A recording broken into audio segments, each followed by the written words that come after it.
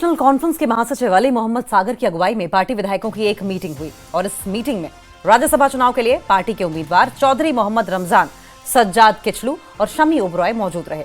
इसके अलावा कैबिनेट मंत्री सकीना इत्तू, जावेद राणा, जावेद डार और मुख्यमंत्री के सलाहकार नासिर असलम वानी भी बैठक में शामिल हुए और इस बैठक में आगामी राज्यसभा चुनावों को लेकर पार्टी की स्ट्रेटेजी पर बहुत ही विस्तार के साथ चर्चा की गई।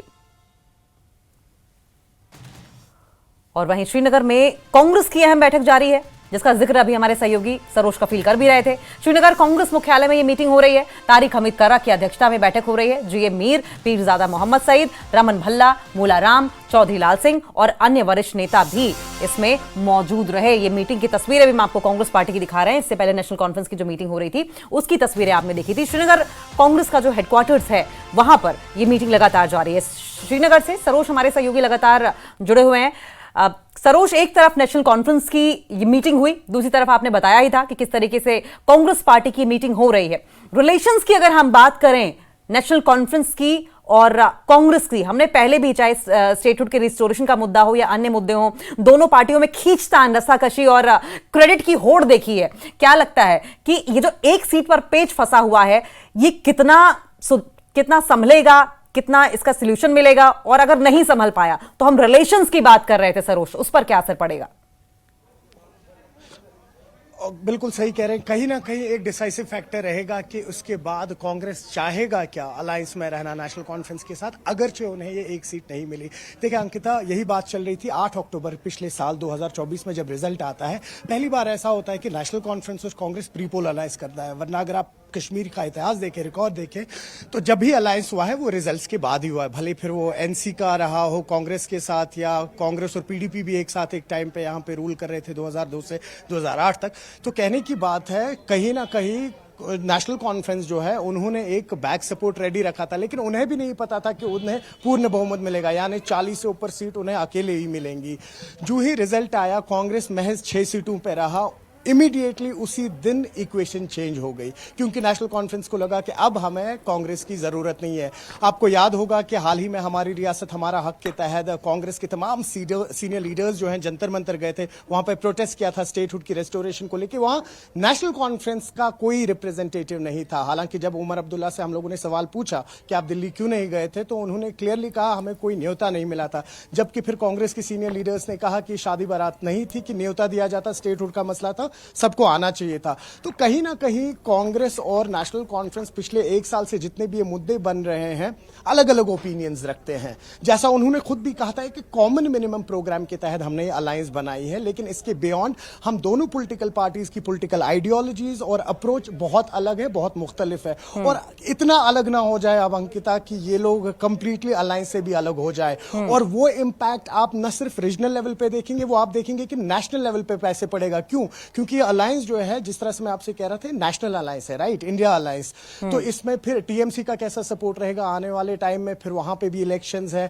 कई सारी अलायंसेज इनकी साउथ इंडिया की हैं, कई सारी अलायंसेज इनकी मुख्तलिफ पॉकेट्स में है। आम आदमी पार्टी के साथ आप देख लीजिए, वो महराज मलिक जो यहाँ का सोलो एमएलए था, हालांकि उसको लेके नेशनल कॉन्फ्रेंस वोकल रहा, लेकिन आप देखेंगे महराज मलिक के अरेस्ट से पहले वो अब नेशनल कॉन्फ्रेंस के खिलाफ भी बोलना शुरू कर दिया था उन्होंने। तो कहीं ना कहीं नेशनल कॉन्फ्रेंस भी क्लियर है, और लग यही रहा है कि शायद एक सीट मिल जाए, वो भी कल डिक्लेयर होगी, और मोस्ट लाइकली कांग्रेस के जो रमन भल्ला है उनको एक सीट दी जाएगी। लेकिन अगर यहाँ के पॉलिटिकल पंडित्स की बात माने, एनालिस्ट की बात माने, तो वो कह रहे हैं रमन भल्ला वो एक स्केपगोट बन गए हैं, बलि का बकरा बन गए हैं, जो कहीं ना कहीं एडवांटेज देगा आगे भाजपा को। जी अंकिता। सरोज, पीडीपी की अगर बात करें तो पीडीपी का क्या ग्राउंड इस वक्त राज्यसभा चुनाव और बाइपोल्स इलेक्शंस में दिखाई दे रहा है? क्या ग्रेविटी है इस वक्त?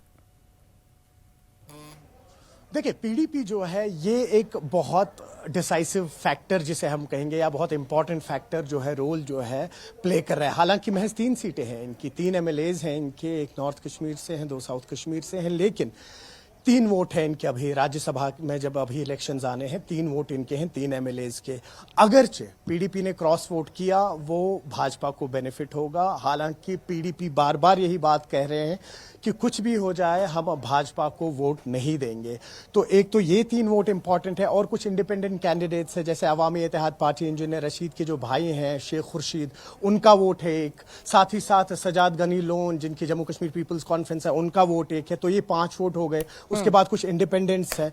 तो अगर भाजपा के 28 होते हैं, ये 5 वोट क्रॉस हो जाते हैं और प्लस कुछ इंडिपेंडेंट्स भाजपा को वोट देते हैं, तो कहीं ना कहीं भाजपा न सिर्फ 1-2 सीटें निकाल सकता है 4 में से। अब ये सारा डिपेंड करता है, अगर हॉर्स ट्रेडिंग नहीं हुई, क्रॉस वोटिंग नहीं हुई, तो बीजेपी जो, ये माफ कीजिएगा, पीडीपी जो है ये भी अपना एक किरदार निभा रहे हैं इस वक्त। हालांकि स्टेक इनका कम है, 3 सीट्स है, लेकिन राज्यसभा में इनका काफी ज्यादा इंपॉर्टेंट रोल रहेगा कि ये 3 जो वोट्स रहेंगे वो किसको देंगे। और वही अगर हम यहाँ पर असेंबली इलेक्शंस की बात करें तो एक बहुत इंपॉर्टेंट और पोटेंशियल कैंडिडेट है इस बार पीडीपी का यहाँ बडगाम से, जिस तरह से मैं आपसे कह रहा था आगा मुंतजिर, काफी ज्यादा चांसेस हैं उनकी भी विनिंग के।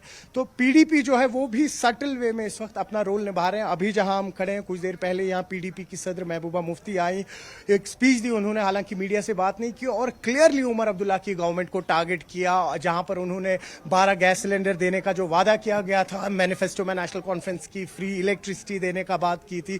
तो कहीं ना कहीं अगर इस नेशनल कॉन्फ्रेंस की बात करें, ऑपोजिशन चारों ओर से नेशनल कॉन्फ्रेंस को घेर रहा है और जवाब मांग रहा है कि पिछले 1 साल में आपने क्या किया। तो वो भी राज्यसभा और अब जो यहाँ पर बाईपोल्स है उसके पहले, ये कहीं ना कहीं जो इमेज बन रही है नेशनल कॉन्फ्रेंस की, ये उनको डेंट कर सकती है।